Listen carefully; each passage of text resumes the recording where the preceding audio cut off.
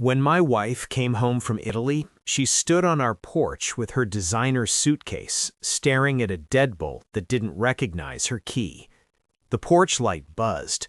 Our daughter's baby monitor crackled inside with that soft static that had become the soundtrack of my life. Jessica tried her key twice. Metal scraped. Nothing clicked. "Michael!" Her voice jumped sharp, panicked. "What did you do?"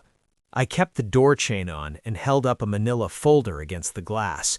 Court seal, date, bold letters that didn't care about excuses. Her face went white. "No," she whispered. "No, this can't be happening." Across the street, our neighbor, Mrs. Patterson, paused mid-watering her roses, mouth slightly open, like she'd just seen a car wreck. Jessica pressed her palm against the door. "You can't lock me out of my own house." "You left your 14-month-old daughter," I said, calm, almost tired, "for 5 weeks. You didn't think there'd be a price?" That's where most people think the story ends. But it started 5 weeks earlier, in the short-term parking garage at Tampa International Airport, with humid Florida air pressing down like a wet blanket, and Emma crying in the back seat of my Honda. Jessica stood at the curb with a rolling suitcase and a new passport holder, tapping her foot like I was making her late. Her college friends, 3 women who still called each other soul sisters, were already inside for their Milan, Florence, Rome tour. Jessica had been talking about it months, like it was oxygen, like she'd suffocate without it.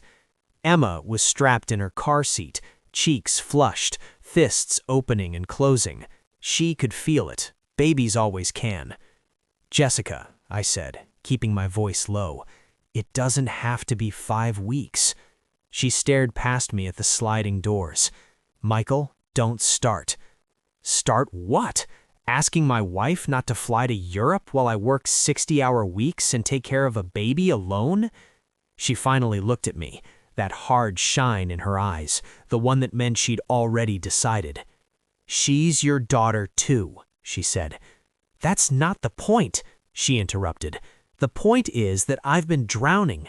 Brené Brown says women spend their whole lives pouring into everyone else until they're empty. I'm not waking up empty, Michael." I stared at her. "We're quoting Brené Brown to justify leaving a toddler?" "Don't mock me," she snapped. "I'm a person, not just a wife and mom." Emma let out a scream that made 2 strangers turn around. I opened the back door, rested my palm on Emma's belly. She quieted to ragged hiccups the second she felt me. My throat burned. When I stood up, my breath came out hot and thick. "You want space? Fine. But 5 weeks in Italy isn't space, it's abandonment." Jessica's phone chimed. She glanced down. The tiniest flicker of guilt got replaced with impatience. "It's with my friends," she said again, like that made it moral. I won't pretend our marriage had been perfect. I was 48, a regional manager for a property management company. Long hours, constant phone calls, tenants with emergencies that couldn't wait. Jessica was 35, marketing coordinator at a dental group, bright smile, quick with jokes, the kind of woman who could light up a room. She also had that restless streak, the one that never fully settled even after Emma was born. Lately, she talked about identity like she'd lost it in a parking lot somewhere. That morning, she kissed Emma's forehead too fast. "Be good for Daddy," she sang, too cheerful. Emma grabbed Jessica's scarf with a death grip. For half a second, she froze. I thought, maybe she'll feel it. Maybe she'll stay. Then Jessica peeled Emma's fingers off, one by one, forced a smile. "See, she's fine." Emma screamed, louder.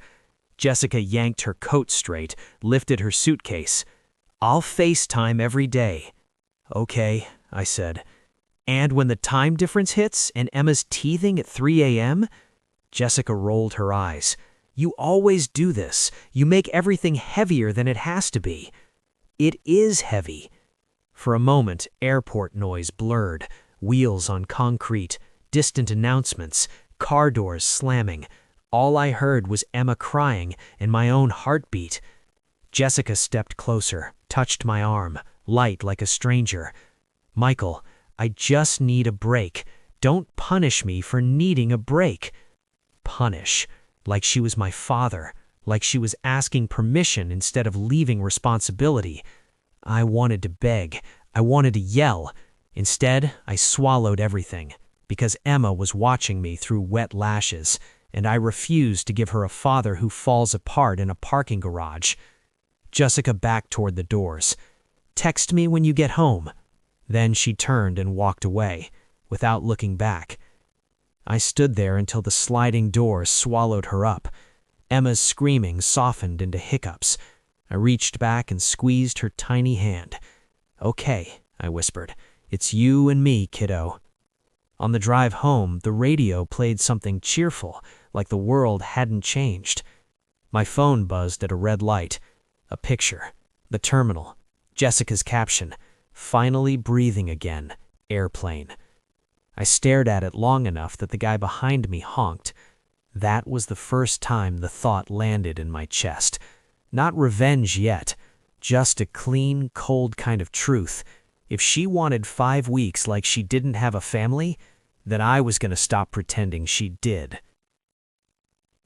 The first night without Jessica, I didn't sleep. Emma woke up at midnight, then 1:45, then 3:20. Each time the baby monitor crackled to life again, my stomach clenched before my eyes were even open. The apartment was quiet. No sirens, no city noise, just the hum of the refrigerator and the AC clicking on and off. By the third wake-up, I was standing in the kitchen in boxers and a t-shirt, bouncing a 14-month-old on my shoulder while the microwave clock glowed 3:27. "Shh, sweetheart," I whispered. "Daddy's here. Daddy's got you." Emma's face was hot against my neck, her little fist curling into my shirt. And I felt this sharp, ugly jealousy. My wife was probably toasting Prosecco at some airport lounge while I was measuring life in ounces of formula and minutes of sleep. I didn't even know where the extra pacifiers were. Jessica always knew where everything was. I rummaged through drawers like a thief in my own house until I found one, washed it with shaking hands.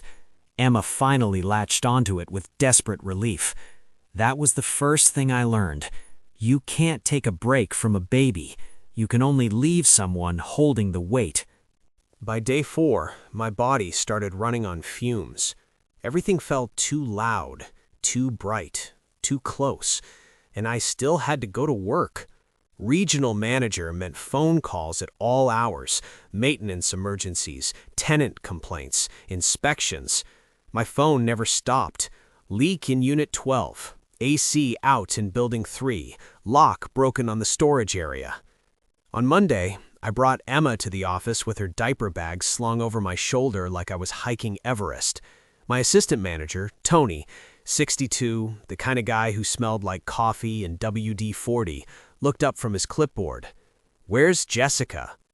"Italy," I said, like it was normal. Tony's eyebrows lifted. "With the baby?" "With her friends." Tony just stared, then glanced at Emma, who was chewing her sippy cup strap. "Well," he said slowly, "that's something." I tried daycare, tried babysitters, tried calling 2 women from a church bulletin board, even though I hadn't been to church in years. Everything was booked, overpriced, or sounded like a scam. So I did what dads do when the world doesn't make room. I made it work anyway.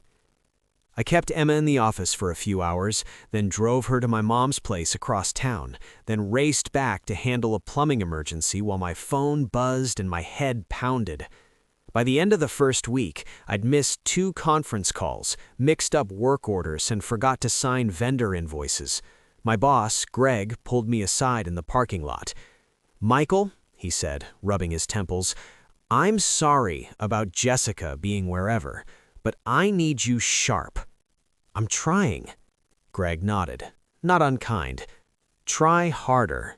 Clients don't care about your personal life."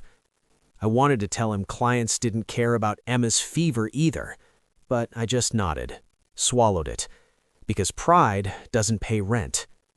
That night, Emma ran a fever. Not a panic fever, but enough that I took her to urgent care on Dale Mabry. The waiting room smelled like disinfectant and stale popcorn. An old woman coughed into a tissue. A little boy watched cartoons too loud on a tablet. The nurse called Emma's name. I stood up so fast my knees popped. I held my daughter while the doctor checked her ears and throat. Likely teething, the doctor said. Keep her hydrated, alternate infant Tylenol if needed. She smiled at me. You're doing great, Dad. Great. I walked out with Emma asleep on my chest and almost cried in the parking lot. Because one person, one stranger, had said I was doing great. I texted Jessica. Emma had a fever, urgent care, teething. Jessica didn't respond for 8 hours. When she finally did, it was a selfie in front of some stone fountain, cheeks flushed, scarf around her neck, city lights behind her. Caption, Florence is magic. Then, she okay? 2 words about our child. That's when the anger started to change shape. It stopped being hot, became focused, like a tool in my hand. On Friday, I opened the bank app. The number in our joint account looked wrong. I clicked transactions. My thumb went still. $512.80 restaurant charge Rome. $1,240 hotel deposit Florence. $385 ATM withdrawal converted from 350 euros. Then another, and another. I stared at those numbers like they were written in someone else's life. We weren't wealthy, we weren't broke, but we were the kind of family where I clipped coupons and Jessica complained about the price of diapers. We were the kind of couple who argued about a $90 dinner out. Now she was dropping over $500 on one meal while I was buying store-brand wipes. My chest tightened. I looked at my own receipts. $18.47 infant Tylenol thermometer, $52.19 diapers, wipes, formula, $11.23 gas station coffee and breakfast sandwich I barely tasted. I wasn't jealous of Florence. I was furious at the imbalance, at the way she'd picked up the fun part of life and handed me the unpaid labor like it was my duty. At 3:35 a.m. one night, Emma woke up screaming, full body, red-faced, angry. I checked her diaper, clean, warmed a bottle. She refused, rocked her until my arms trembled. Then I realized we were out of infant Motrin. I stared at the empty bottle like it was a personal insult. So I buckled Emma into the car seat, threw a blanket over her, and drove to Walgreens at 3:30 a.m. with the heater blasting and my eyes burning. The parking lot was empty except for one pickup truck and a security guard. Inside, the air was bright and cold, smelling like floor cleaner and cheap perfume. I pushed the cart one-handed with Emma fussing, her cries echoing off the high ceiling. In the baby aisle, I stood there blinking at rows of medicine like I'd forgotten how to read. An older woman, maybe 60s, gray hair, winter coat, walked by, glanced at Emma, slowed. "Rough night?" she asked softly. "You could say so." She leaned in, looking at Emma with that familiar look, seen everything, still cares anyway. "You're doing good," she said, like she was telling me something important. Babies don't remember who went on vacation. They remember who showed up. My throat tightened. "Thanks," I managed. She nodded once and walked away with a carton of milk and a loaf of bread, like she'd done her small piece of work for the world. Back in the car, Emma finally fell asleep, mouth open, tear dried on her cheek. I sat in the Walgreens parking lot with the engine running, just listening to her breathe. My phone buzzed. Jessica had posted a photo. Eiffel Tower, wait, wrong city. Colosseum, behind her, wine glass raised. Caption, "Self-care is not selfish, heart." I stared at it until the screen went dim. Then I opened my notes app. typed a date, time, fact. Not because I wanted war, because I could feel something coming, and for the first time, I wasn't going to be caught empty-handed. A few days later, Jessica sent a group shot from a cafe, her friends grinning, plates of pastries, steam rising from cappuccinos. I didn't mean to zoom in, but my finger did it anyway. In the window behind them, a reflection, a man, tall, broad shoulders, not one of the women. Could have been a stranger, could have been a waiter, could have been nothing, but my stomach dropped anyway. I didn't texture about it, didn't accuse. I already had enough. I went back to the bank app, took screenshots, went to Emma's doctor appointments, kept the paperwork, kept every receipt, every timestamp, every unanswered message. By the end of week 3, my notes weren't notes anymore. They were a record. I called a family lawyer the next morning from the parking lot of a Starbucks because I didn't want to do it at work, didn't want to do it at home where Emma could sense my tension. The receptionist answered. I cleared my throat. My name's Michael Torres. I need to talk to someone about custody, temporary custody. Pause. We have an opening at 1:30 today. Today? Is that okay? I swallowed. Yes. The office was in a low brick building off Kennedy Boulevard. The waiting room smelled like old paper and lemon cleaner. Angela Hartman came out and shook my hand. Late 40s, sharp eyes, the kind of calm that doesn't get rattled by tears. Michael, come back. Her office was neat. 2 chairs, filing cabinet, framed photo of a black lab on her desk. I sat down, hands clasped too tight. Angela looked at me over a legal pad. Tell me what's happening. So I did. Tampa Airport, 5-week Italy trip, 14-month-old daughter left behind. The way Jessica rarely asked about Emma, the bank charges, the screenshots, the urgent care visit, the 3 a.m. Walgreens run, the exhaustion that had settled into my bones. Angela nodded, asked, "Do you have the dates of departure and return flight?"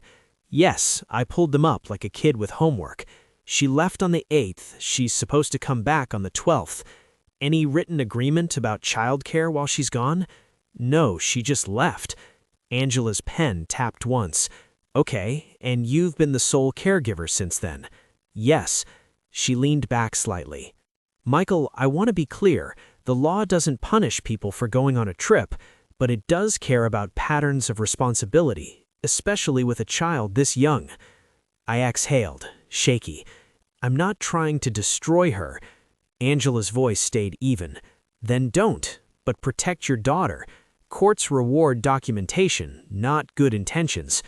We filed for temporary custody 3 days before Jessica came home.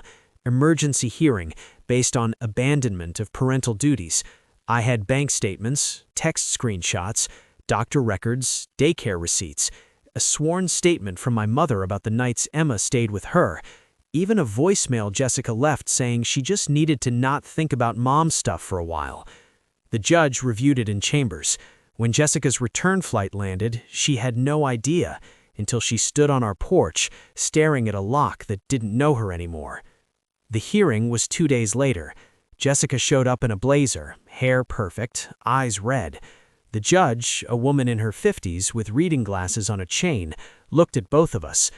Mrs. Torres, you left the country for 5 weeks, left your 14-month-old daughter with your husband, no written agreement, no childcare plan, correct? Jessica's voice shook. I needed a break. I was drowning. My therapist said. The judge raised a hand. I'm not asking about your mental health. I'm asking about your daughter's welfare. Silence. Mr. Torres provided sole care during that time, paid for all expenses, documented medical visits, maintained employment. She looked at Jessica. You spent over $6,000 on personal expenses while your husband covered childcare costs exceeding $4,000. Jessica's lawyer started to speak.